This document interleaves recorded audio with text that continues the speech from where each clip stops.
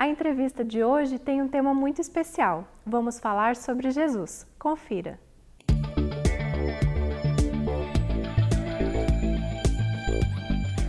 Olá! Começa agora o nosso bate-papo, a nossa entrevista, e conosco aqui hoje no estúdio, Dineu de Paula, cuja presença é sempre motivo de alegria, porque traz reflexões importantes, é um estudioso, é sempre conciso e se notabiliza no quadro O Espiritismo Esclarece. Se você quiser saber um pouquinho mais a respeito do Dineu, acesse a nossa página, nosso site, avidaemfoco.com.br, e agora o site está reformulado. No menu lá embaixo, clique sobre o programa, para você ter informações a respeito de todos aqueles que participam da Vida em Foco. Dineu, seja muito bem-vindo. Obrigado, Márcio. Dineu, estamos aqui para tratar de um assunto que é motivo de bastante controvérsia entre aqueles que não conhecem o Espiritismo. Qual é a visão que o Espiritismo tem a respeito de Jesus? Como o Espiritismo considera Jesus? Perfeito. Bom, Márcio, no Livro dos Espíritos há informações bem elucidativas e precisas. Na questão número 625 se informa que Jesus é o tipo mais perfeito oferecido por Deus à humanidade para servir de modelo e guia. Essa informação é muito relevante porque é um perigo você se referir a outras pessoas em termos da sua jornada espiritual. Muitas vezes, os próprios espíritas, eles podem adotar como modelo ou fazer uma referência muito direta a algum orador famoso, algum chefe de casa espírita, algum médium, e na verdade são pessoas humanas e são falíveis, e de repente a pessoa comete algum equívoco e a pessoa se decepciona e fraqueja na sua caminhada. Ou algo muito mais grave, nessa cultura um tanto insana que nós vivemos de celebridades, em que tem pessoas bonitas, famosas, atores, jogadores, cantores, e que têm conduta exótica e que de repente acabam servindo de parâmetro. Então, para o cristão, a figura oferecida como modelo e como guia é Jesus. Então, se Jesus foi oferecido por Deus, conforme você mencionou aí na resposta, ele próprio não possui uma natureza divina? É preciso precisar o que seria a natureza divina.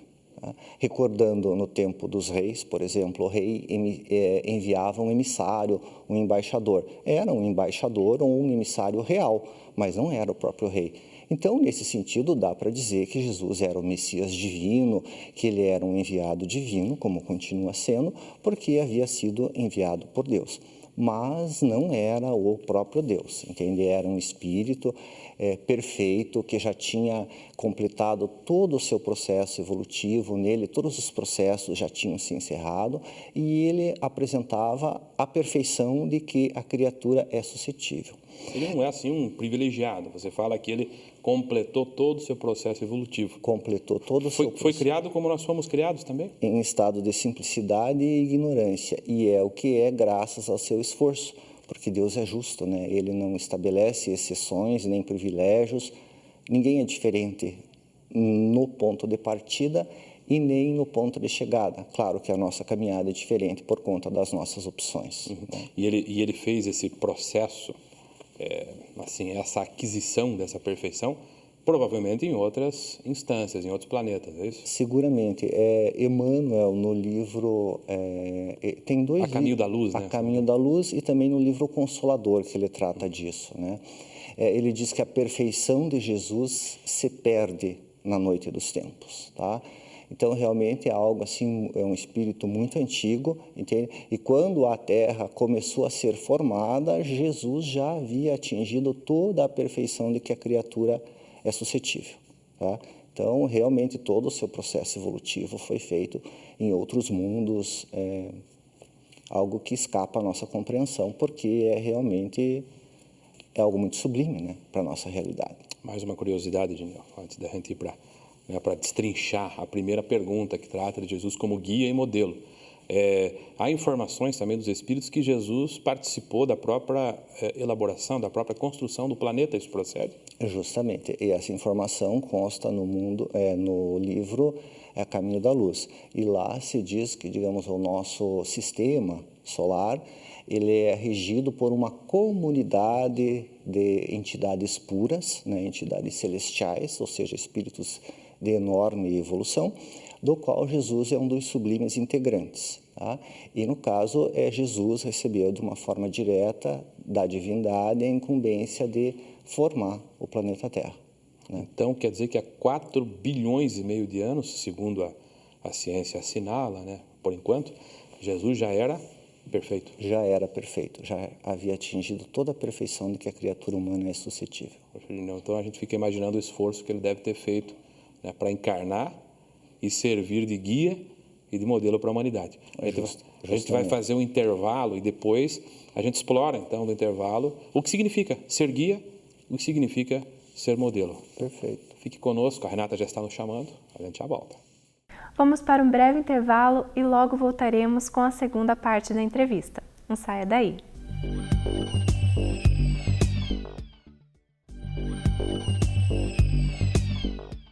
Retornamos com a segunda parte da entrevista de hoje e o tema é Jesus. Acompanhe. Muito bem, estamos de volta. Dineu, o que significa ser guia da humanidade? Guia da humanidade, justamente, e esse ponto é importante, porque por vezes na Terra a gente tem a impressão que as coisas andam meio ao léu, né? Nós não entendemos muito bem o processo evolutivo, a lógica, né? Porque às vezes nos falta realmente uma visão de conjunto e parece que tudo está andando para trás. Às vezes surge uma certa sensação de desalento, entende que o bem não compensa, e para colocar, digamos, as coisas em perspectiva, é preciso ter em mente que Jesus é o guia da humanidade, ele é o governador espiritual do planeta. Então, ao tempo em que ele formou o planeta, ele toma todas as decisões relevantes, né? Inclusive em relação ao longo do tempo, ele tem enviado missionários à Terra, na figura de cientistas, políticos, professores, filósofos. Então, todos os grandes santos da humanidade que promoveram algum bem marcante, eles vêm à Terra sob a tutela de Jesus, seguindo orientação sua. Claro que cada qual sofre, digamos, a influência do meio social em que se insere, da religião em que vem para trabalhar e acaba não conseguindo, porque não é perfeito, traduzir uma verdade absoluta. Mas o progresso é sempre tutelado por Jesus, então Jesus está realmente no comando de todos os processos purificadores e redentores. Ele é o chefe. Por vezes nós não entendemos e nos parece estranho, mas é preciso até recordar a finalidade do planeta Terra, que é um planeta de provas e expiações, onde a gente nasce para aprender. Então, alguns estão tendo a oportunidade de retificar a sua caminhada em contato com seres que já andaram um pouquinho mais, outros estão tendo a oportunidade de desenvolver paciência, tolerância. E nesse papel de aprendizes que nos cabe, é importante que a gente tenha essa referência até para ter paz, ter esperança de que realmente é Jesus quem está no comando. Por mais que a gente não entenda, e não vamos entender tudo, mas Jesus sabe o que faz, seguramente. Só queria retomar, Dineu, fiquei curioso aí com uma questão. Ele envia, você disse, porque ele está no comando, no controle, né, das questões do planeta, que às vezes parece que está ao léu, né, mas não está, e envia missionários para que a gente recorde aí, que sirvam também de modelo para nós, embora falíveis, né, nas suas missões. Mas isso diz respeito tanto ao mundo ocidental quanto ao mundo oriental. Jesus não veio só para o Ocidente, né? Com certeza que não, né? Ele é o governador do planeta todo, né? Todas as religiões, todas as etnias, todas as raças, absolutamente todos estão sob a tutela deles. Por mais que a gente não consiga entender os processos pelos quais culturas diferentes das nossas passam, mas Jesus está no comando. Então, ele está dando oportunidade para muitos encarnarem, às vezes espíritos rebeldes, mas ele é o irmão mais velho e até o pai amoroso de todos, né? Não só de alguns. Até porque, refletindo, veja, ele disse, eu não vim para os sãos, mas para os doentes, tá? E a mensagem dele continua sendo uma mensagem de convite à redenção e à transformação, né? E para isso ele manda os seus missionários. Então, vimos aí a sua dimensão de guia da humanidade, né? Conforme a pergunta que Allan Kardec elabora aos espíritos. Deus ofereceu Jesus para ser nosso guia e nosso modelo. Como é que a gente pode entender Jesus como modelo da humanidade? Justamente porque não é só alguém para ser admirado, é alguém para ser imitado, é alguém que deve ser copiado, é um modelo que nós temos, né? E lembrando o que você falou, de que Jesus ele não nasceu perfeito, ele não é uma exceção à regra, ele se construiu do jeito que é. Então, ele representa o ideal a que nós devemos aspirar. E uma questão muito interessante, até que faz referência, de repente, a esses missionários a quem nós nos reportamos agora há pouco, no Livro dos Espíritos se fala em 3 ordens de espíritos. Seriam 3 ordens gerais onde os espíritos se classificam. Tem os espíritos que são imperfeitos, onde tem uma submissão muito grande à matéria e muitas paixões. Existem os bons espíritos, que são aqueles nos quais o espírito prepondera sobre a matéria e que não tem paixões doentias. E, finalmente, tem os espíritos puros. E só Jesus foi um espírito puro que aportou na Terra. E a grande característica, aliás, 2 dos espíritos puros, é que é nenhuma influência da matéria, e por nenhuma influência da matéria também se há de falar em nenhuma influência do meio, tá? E superioridade moral e intelectual absoluta. Então, quando nós vemos algumas figuras históricas, às vezes, hoje, tantos anos, às vezes séculos depois, elas realmente foram notáveis naquele contexto, mas a gente consegue observar alguma submissão a preconceitos, algumas ideias que hoje parecem estranhas, justamente porque eles não conseguiam transcender completamente ao meio, porque não eram puras. Com Jesus foi diferente, porque ele era puro, ele tinha uma ascendência completa sobre o meio, ele não era influenciado.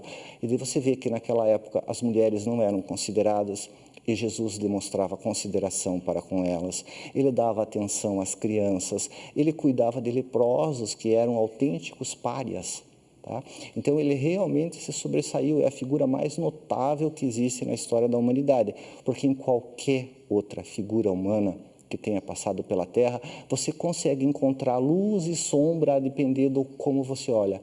Em relação a Jesus não há sombras, porque ele era realmente luminoso por si só, em sua condição de ser perfeito, né? Curioso, né, Dineu, que ele não deixou nada escrito. A sua vida, me parece, é o próprio exemplo daquilo que a gente deve se espelhar ou seguir na nossa dinâmica diária. Quando a gente fala, por exemplo, em traição de amigos, está lá, né, na sua vivência, no Evangelho, o que é ser traído por um amigo. Quando a gente fala em abandono daqueles a quem ele amou, a quem a gente ama, lá está no Evangelho, né? Quando a gente fala de perda de filho, vamos encontrar Maria sofrendo a perda de Jesus e assim por diante. Então, o que as suas testemunhas e aqueles que anotaram nos Evangelhos os seus feitos, as suas passagens e experiências fizeram foi exatamente tentar traduzir da maneira como eles enxergavam Jesus, as suas experiências de vida que servem como modelo do dia a dia, né? Não está distante, é isso? Perfeito. Jesus não está lá longe. Não. E algo que é muito interessante, que normalmente se diz, ressaltando o amor de Jesus, porque ele deu a vida por nós. Só que, claro que isso é muito relevante, porque quem está disposto a dar a vida pelo próximo, por uma causa, demonstra um valor moral muito grande. Só que na história da humanidade não faltam mártires que foram inocentes. Então, a grandeza de Jesus não reside na sua morte, mas na sua vida, em todos os exemplos e em tudo que ele fez. Se nós formos recordar que ele é um ser angélico, que convivia com anjos e que se dispôs a renascer e conviver com seres rudes.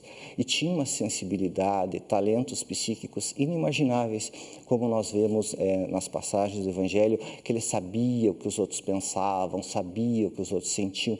E ele conviveu com todos aqueles seres rudes, sem menosprezar ninguém. A sua mensagem sempre foi de amor, de tolerância, de compaixão. E é isso que nos vem, né? Porque ele diz, quem quiser vir após mim, tome sua cruz e siga-me. Então, porque a diferença nossa entre o semelhante é mínima, é praticamente nada quando nós comparamos a nossa diferença com Jesus. E ele não criticou ninguém, ele não gastou tempo dele tecendo críticas, ele amparou. Muito bem. Ineu, nossa gratidão, em nome de todos, nessa homenagem que você fez, você trouxe a Jesus, e a você que nos acompanhou também, nosso agradecimento. Fique conosco, que o programa ainda prossegue. Muito obrigado.